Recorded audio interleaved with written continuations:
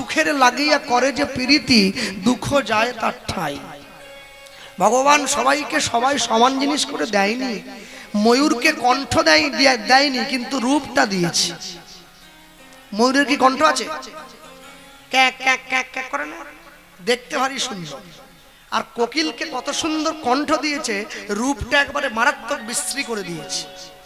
চোখগুলো লাল, এই রকম, গায়ে কালো। কি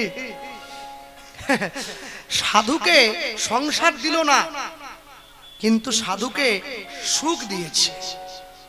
আর সংসারী জীবকে সংসার দিল, সুখ কেড়ে নিল। আমার বাবা বলতেন, তুমি যদি দেখো তোমার গ্রামে সব থেকে বড় বাড়িটা তোমার, নিচ থেকে ওপর পর্যন্ত শ্বেত পাথরে মোড়া, দামি পালঙ্ক তোমার, ঠান্ডা মেশিন বসানো ঘরে, তিনটে গ্রামের মধ্যে সব থেকে সুন্দরী স্ত্রী তোমার, এত কিছু সঙ্গে থাকার পরেও বাবা, যদি রাতের বেলায় ঘুমোতে যাওয়ার সময় তোমাকে মাথার কাছে ঘুমের ওষুধ আর এক গ্লাস জল নিয়ে ঘুমোতে যেতে হয়, তুমি বুঝবে তোমার জীবন থেকে শান্তি নামক বস্তুটা চলে গিয়েছে। তুমি শান্তিতে নেই।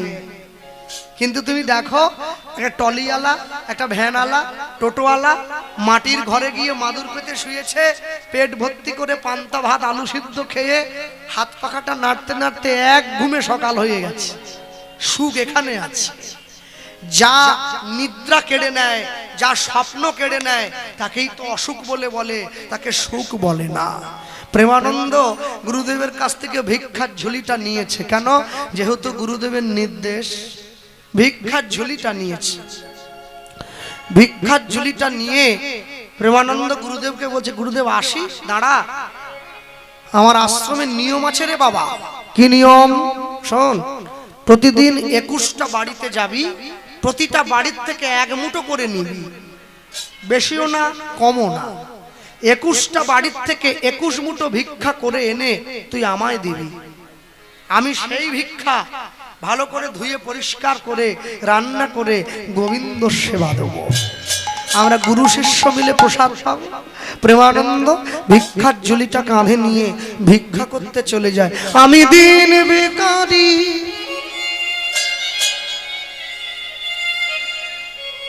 নাই করি আমায় একটি পয়সা দাও। হরি হরি বল। আমি দিন ভিখারি, নাই করি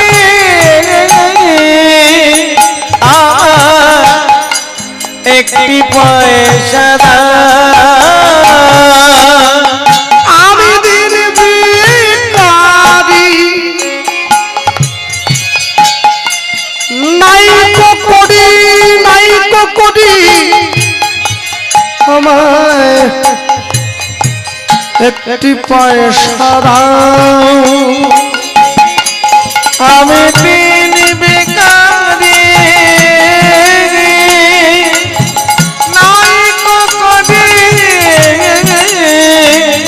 আমার একটি পয়সা দাও। ও গো তারে না পথিক হেরি, নয়নে যার অশ্রুবারি। অবতারে না পথিক হেরি, নয়নে যার অশ্রুবারি। কেহ নাহি ফিরায় তাকায়, কেহ নাহি ফিরায় তাকায়। আমি দিন ভিখারি, তাই আমার একটি পয়সা দাও। আমি দিন ভিখারি, নাই করি আমার একটি পয়সা দাও।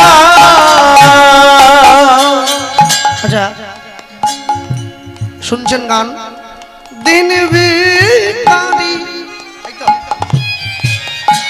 যদি গাই চেষ্টা করতে পারি, বেহাগ যদি না হয় রাজি, বসন্ত যদি না আসে, এই আসরে মন তুমি থাকো বন্ধু আমার পাশে। বেহাগ যদি না হয় রাজি,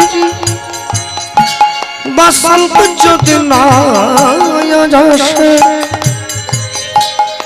এই আসরে ইমান তুমি থাকো বন্ধু আমার পাশে। যদি সুরটা একটু কোমল করি, চেষ্টা করতে পারি, তোমার ভুবনে ফুলের মেলা, আমি কাঁদি সাহারায়। তোমার ভুবনে ফুলের মেলা, আমি কাঁদি সাহারায়। ওগো কমলিকা, ওগো কমলিকা, বুঝিলে না আমি কত অসহায়। তোমার ভুবনে ফুলের মেলা, আমি কাঁদি সাহারায়। তোমার ভুবনে ফুলের মেলা, আমি কাঁদি সাহারায়। যদি সুরটা আরো কোমল করি, চেষ্টা করতে পারি, আগুনের পরশমণি ছোঁয়া প্রাণে, এ জীবন পূর্ণ কর, এ জীবন পূর্ণ কর, এ জীবন পূর্ণ কর, এ জীবন পূর্ণ কর দহন দানে।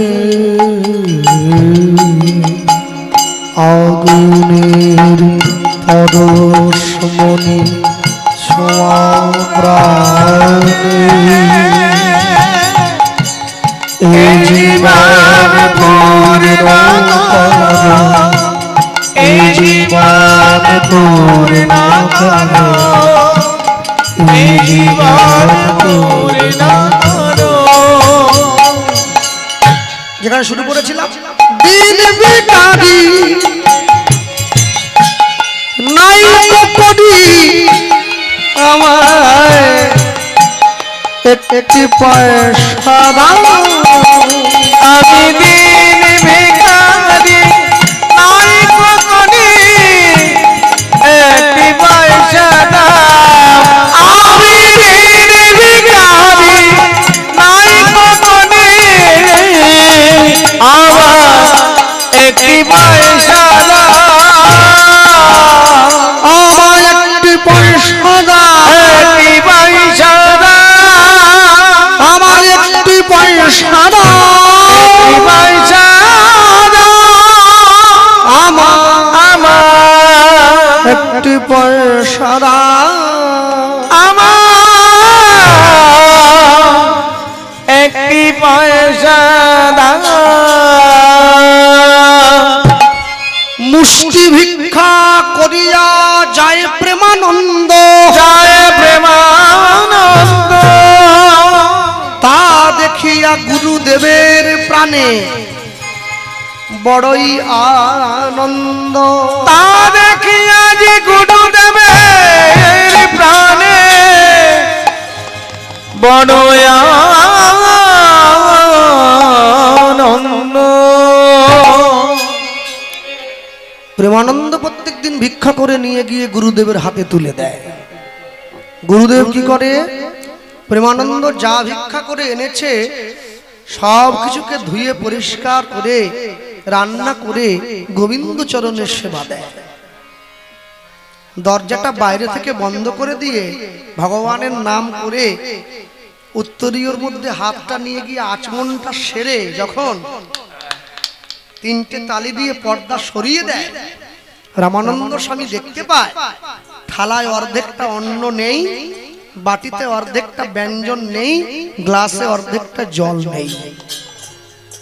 ভগবান নিজে হাতে সেবা করে যায়। একে বলে প্রত্যক্ষ সেবা। যে সেবাটা আমরা করি ভগবানকে, একে বলে পরোক্ষ সেবা। প্রত্যেকদিন সেবা করে। আস্তে যে গ্রামে কালী মন্দির আছে, অনেক অনেক সময় দেখা যায় কালী পুজোর সময় অনেক বাড়ির মায়েরা মা কালীর ঘরে পড়ে। কি পড়েন? অনেক গ্রামে মায়েরা আছে মনসা পুজোর সময় মা মনসার ঘরে পড়ে। অনেক গ্রামে মায়েরা আছে শীতলা পুজোর সময় মা শীতলার ঘরে পড়ে। আচ্ছা, আমাদের ক্যানিং ট্যানিং এর দিকে, এই হেড়ে ভাঙা টাঙ্গার দিকে এরকম কেউ আছে কি যাকে কৃষ্ণ ভর করেছে মহোৎসবের দিন? যাকে নিতাই গৌর ভর করলো? যাকে ষড় গোস্বামীর কোন একজন গোস্বামী এসে ভর করলো? নেই, থাকে না। কেন? ভগবান যাদেরকে ভর করে তারা ওই ঘরে শুয়ে 5 টাকার মাদুলি বিক্রি করে না, তারা সংসার থেকে বেরিয়ে চলে যায়। জয়রূপ সনাতন ভট্ট রঘুনাথ, শ্রীজীব গোপাল ভট্ট দাস রঘুনাথ, ভগবান এদেরকে ভর করেছে। হ্যাঁ, মনে রাখবেন, আমার গুরুদেব বলতেন, তুই তো ভগবানকে ভালোবাসিস, যারা হরিনাম শুনতে এসে বসেছে তারা প্রত্যেকে ভগবানকে ভালোবাসে, কিন্তু কোনোদিন মানুষ বিচার করলো না আমি তো ভগবানকে ভালোবাসি, ভগবান আমায় ভালোবাসে তো? আমি তো বাসছি, সে কি বাসছে? ভগবান যাকে ভালোবাসবে সে সংসারে থাকবে না। পৃথিবীর কোন শক্তি তাকে বেঁধে রাখতে পারবে না, সে বেরিয়ে যাবে। কেন বলুন তো? যেদিন মানুষ দেখবে যে আমার জীবনের সমস্ত হিসাবের যোগফল শূন্য, সে সংসারে থাকবে কি? চলে যাবে, বেরিয়ে চলে যাবে। এমনও মানুষ আছে যে রাস্তা দিয়ে চলে গেলে মানুষ তাকে ফুল ছড়িয়ে নিয়ে যায়, এটাও মানুষ। এমনও মানুষ আছে যে রাস্তা দিয়ে চলে গেলে লোক তাকে ডেকে বলছে ওই চোর, এটাও মানুষ। আপনাকে ঠিক করতে হবে, চয়েস ইজ ইয়োরস। আপনি চোর ডাক শুনবেন না সাধু ডাক শুনবেন? প্রেমানন্দ প্রত্যেকদিন ভিক্ষা করে নিয়ে যায়। ভগবান মনে মনে চিন্তা করলেন, হ্যাঁ রে প্রেমানন্দ, তুই প্রতিদিন ভিক্ষা করে নিয়ে যাস, আর আমি তো পরীক্ষা করব, আমি দেখব তুই আমায় কত ভালোবাসিস। আজকে যখন প্রেমানন্দ ভিক্ষার ঝুলিটা নিয়ে গ্রামের মানুষের দরজায় গিয়ে দাঁড়িয়েছে, হঠাৎ করে আকাশের পশ্চিম কোণায় কালো একটা মেঘ উঁকি দিল। আস্তে আস্তে করে সেই কালো মেঘে পুরো আকাশটা ভরে গেল। ঝমঝম করে বজ্র বিদ্যুৎ সহকারে বৃষ্টি নেমে এলো। গ্রামের মানুষ ছুটে গিয়ে দরজাটা বন্ধ করে দিল। ঘরের মধ্যে ঢুকে প্রেমানন্দ ছুটতে ছুটতে গিয়ে মানুষের দরজায় টোকা দিচ্ছে, মা কে আছো, আমাকে একটু ভিক্ষা দাও, আমি প্রেমানন্দ, আমাকে এক মুঠো ভিক্ষা দিয়ে দাও। কেউ দিল না। দরজার ভেতর থেকে আওয়াজ এলো, প্রেমানন্দ আজ নয় রে বাবা, কালকে আসিস, কালকে তোকে ভিক্ষা দেব।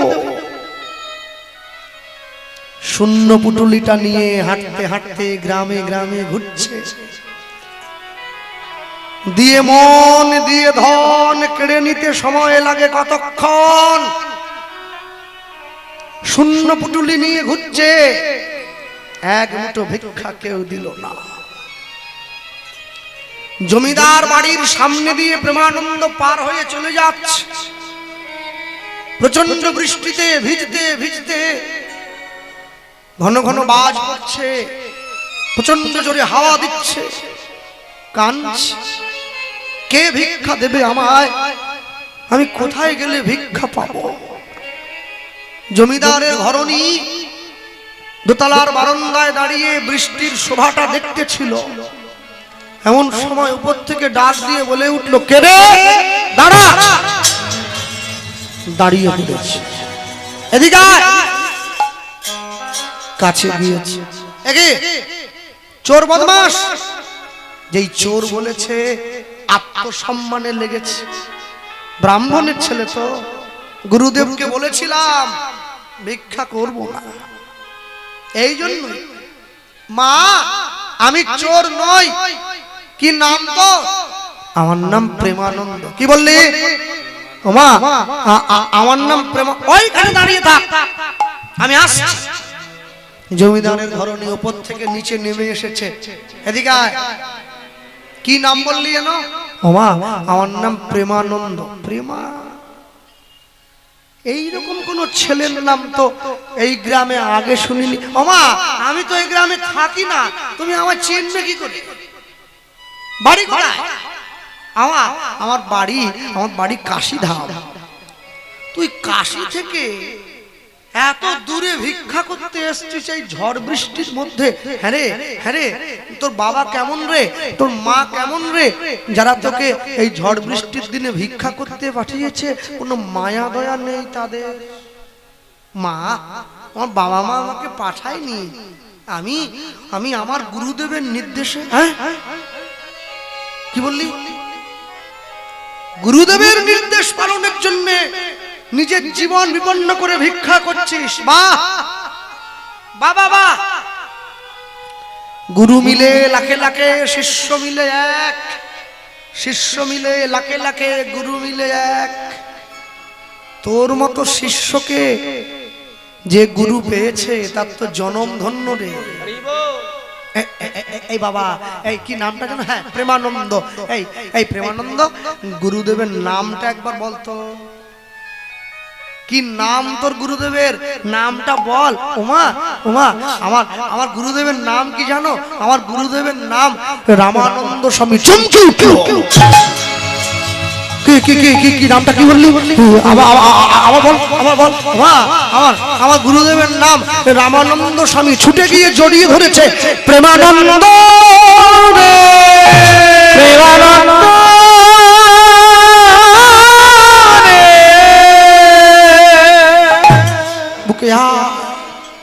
বুকে আয়, তুই যে গুরুর নাম শোনালি, তুই বাবা শোন, তুই কি জানিস তুই কে তোকে আশ্রয় দিয়েছে? তোর গুরুদেব এমন গুরুদেব যে তার আশ্রমের কুড়ে ঘরে, ওই মাটির ঘরে রাধা গোবিন্দকে নামিয়ে এনেছে রে। তুই তো তার শিষ্য।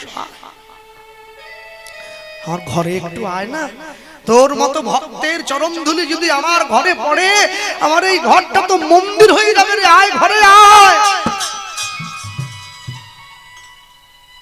ভক্তি যখন ভোজনে প্রবেশ করে, ভোজন তখন প্রসাদ হয়ে যায়। ভক্তি যখন জলে প্রবেশ করে, জল তখন চরণামৃত হয়ে যায়।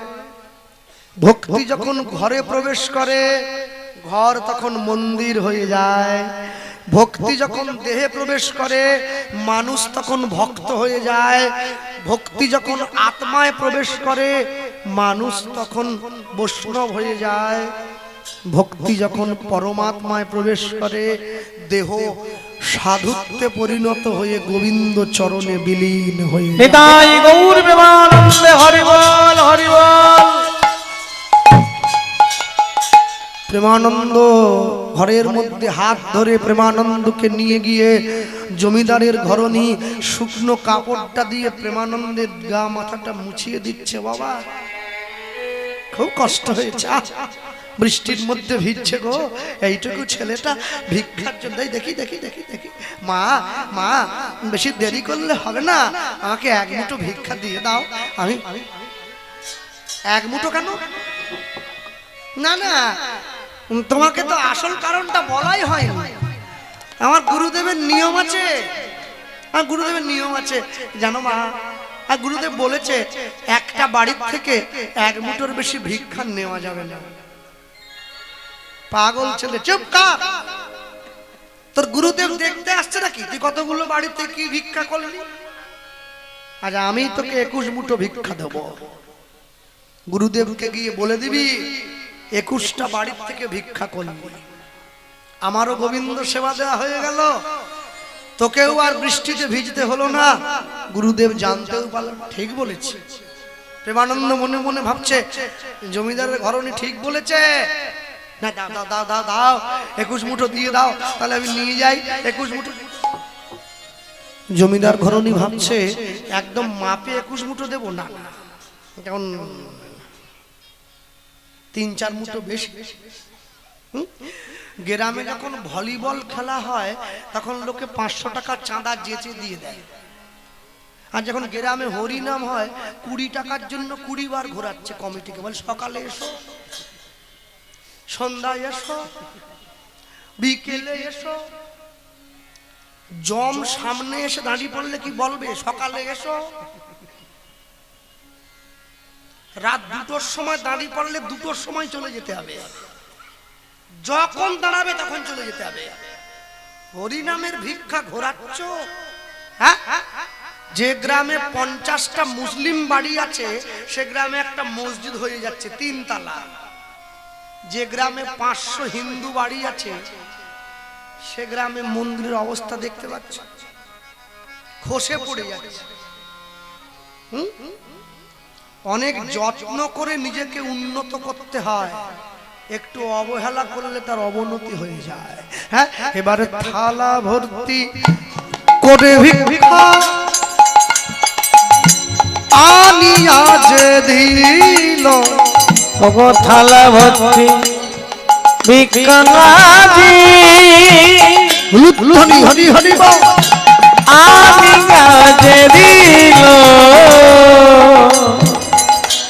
আনিয়া যে দিল, ওগো থালা ভর্তি করে ভিক্ষা আনিয়া যে দিল,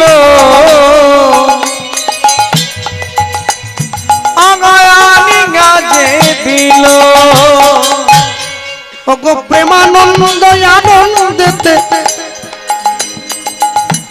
গ্রহণ করিল, প্রেমানন্দ আনন্দেতে গ্রহণ করিল, প্রেমানন্দ আনন্দেতে গ্রহণ করিল, প্রেমানন্দ আনন্দেতে গ্রহণ করিল, ভুলিয়া যে গেল তখন গুরুর বচন, ভুলিয়া যে গেল তখন গুরুর বচন, ওগো ভিজিতে ভিজিতে আইলা আশ্রমে তখন, অগো ভিজিতে ভিজিতে আইলা আশ্রমে তো,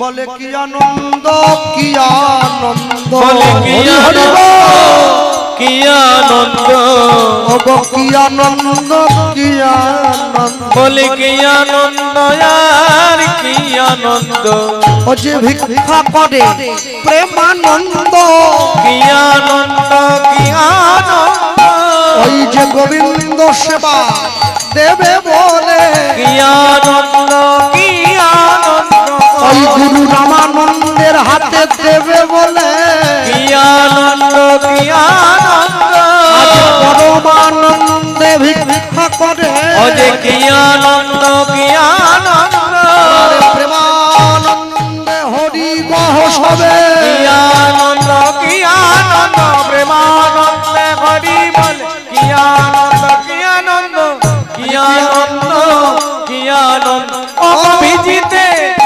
ভিজিতে আইলা আশ্রমে তখন, ভিজিতে ভিজিতে আইলা আশ্রমে তখন। গুরুদেব গুরুদেব রাস্তার মোড় থেকে চিৎকার করছে, আমি আসছি, আমি গুরুদেব, আমি ছুটতে ছুটতে এসে গুরুদেবের হাতে গুরুদেবের হাতে ভিক্ষার ঝুলিটা দিয়ে দিয়েছি। আর যেই গুরুদেবের আয় আয় প্রেমানন্দ আয়, প্রেমানন্দ আয় বাবা আয়, যেই গুরুদেবের হাতে ভিক্ষার ঝুলিটা দিয়ে দিয়েছে, একই রে প্রেমানন্দ, ভিক্ষার ঝুলিটা একটু বেশি ভারী মনে হচ্ছে না গুরুদেব? আপনি আপনি আপনি ভুল করছেন। আজকে বৃষ্টি হচ্ছিল তো, বৃষ্টির জলে ভিজে গিয়েছে তো পুটুলিটা, চাল ডালগুলো ভিজে। ও হ্যাঁ, ও হ্যাঁ, বৃষ্টি হচ্ছিল, ঠিক আমারই ভুল হয়েছে। এখন আর কেউ দিও না মা, শেষে। হ্যাঁ আমারই ভুল হয়েছে, আমারই ভুল হয়েছে। ওই দেখি কই দেখি কই দেখি রামানন্দ স্বামী ভিক্ষার ঝুলির মধ্যে হাত ঢুকিয়ে এক মুঠো চাল ডাল বের করে, একই রে প্রেমানন্দ, এত সরু সরু চাল ডাল গুলো কে ভিক্ষা দিল বাবা? গুরুদেব, যাদের বাড়িতে আজকে ভিক্ষার জন্য গিয়েছিলাম না, সবাই বড় লোক। হ্যাঁ 21টা বড় লোকের বাড়িতে গেলি। হ্যাঁ বড় লোক রে কি আর খারাপ জিনিস খায় গুরুদেব?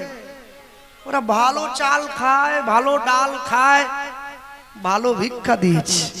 জীবনে 4টে জায়গায় মিথ্যে বলতে নেই, বাবা মায়ের কাছে, সাধুগুরু বৈষ্ণবের কাছে, উকিল ব্যারিস্টারের কাছে, আর ডাক্তার বাবুর কাছে। বাবা মায়ের কাছে মিথ্যে বললে সন্তানের ভবিষ্যৎ নষ্ট হয়ে যাবে। সাধুগুরু বৈষ্ণবের কাছে মিথ্যে বললে তোমার ভজনের জগৎ নষ্ট হয়ে যাবে। ডাক্তারের কাছে মিথ্যে বললে তোমার রোগ সারবে না। উকিলের কাছে মিথ্যে বললে তুমি আইনে জিততে পারবে না, হেরে যাবে। গুরুদেব প্রেমানন্দকে বলছে, তুই তুই এক কাজ কর বাবা, তুই যা, তুই গিয়ে গঙ্গা স্নান সেরে একটু আন্নিক করে নে, একটু আন্নিক তিলকান্নিকটা সেরে নে, আমি আমি রান্না করে গোবিন্দকে সেবা দিয়ে দিই। সেবাটা দিলেই গুরু শিষ্য মিলে একসঙ্গে প্রসাদ পাবো। আসতে রান্নার কথা বলতে গিয়ে মনে এসে গেল, এই যে মায়েরা বসে আছে, সকালবেলা হলেই প্রত্যেকদিন রান্না করার জন্য ছুটে রান্নাঘরে যায়।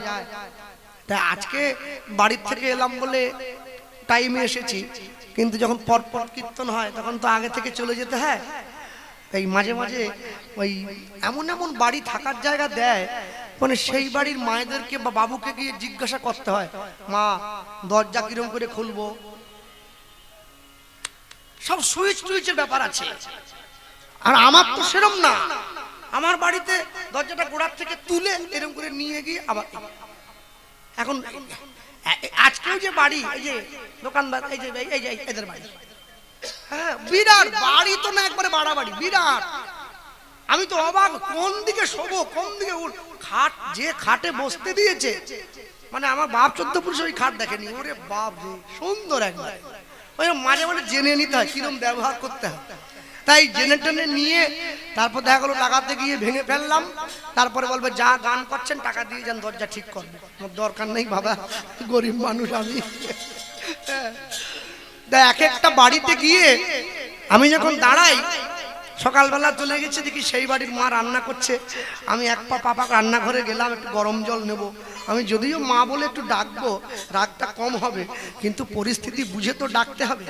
তা আমি দেখলাম রান্না করতেছে, একটু উকি বাড়িয়ে দেখি তো ও রান্না করতেছে। সে রান্না, ওরে বাপ রে, স্বামী অফিস যাবে, ছেলে কলেজ যাবে, মেয়ে চাকরি করতে যাচ্ছে, আবার রান্না করে একা একাই কথা বলতেছে। সংসার তো নয়, যেন কারাগার। আমি দেখলাম এই যত রাগ গিয়ে সব পড়ছে খুন্তির উপরে। এই সময় যদি কোনো কারণে আমি একবার বলে বসি একটু গরম জল দাও, ওই রাগের থেকে যদি একটু আমার উপরে এসে পড়ে, তা আমি তো শেষ। এই যে অশান্ত করা মন নিয়ে অশান্ত মনে রান্না করছেন না, এই যত অশান্ত মনে রান্না করবেন, ওই রান্না যারা খাবে সকলের মন অশান্তিতে ভরে উঠবে। হরিবল হরিবল হরিবল। মনকে শান্ত রেখে ধীর স্থির চিত্তে রান্না করতে হবে। গুরুদেব ঘরের দরজাটা বন্ধ করে দিয়ে ভগবানের জন্য রসই পারস প্রস্তুত করে এইবারে ভগবানের মন্দিরে ঢুকিয়ে দিয়ে দরজাটা বাইরের থেকে বন্ধ করে দিয়ে দরজার বাইরে দাঁড়িয়ে হরিনাম গাইছেন করে করতালি দিয়ে। মুরারি মুকুন্দ জগদানন্দ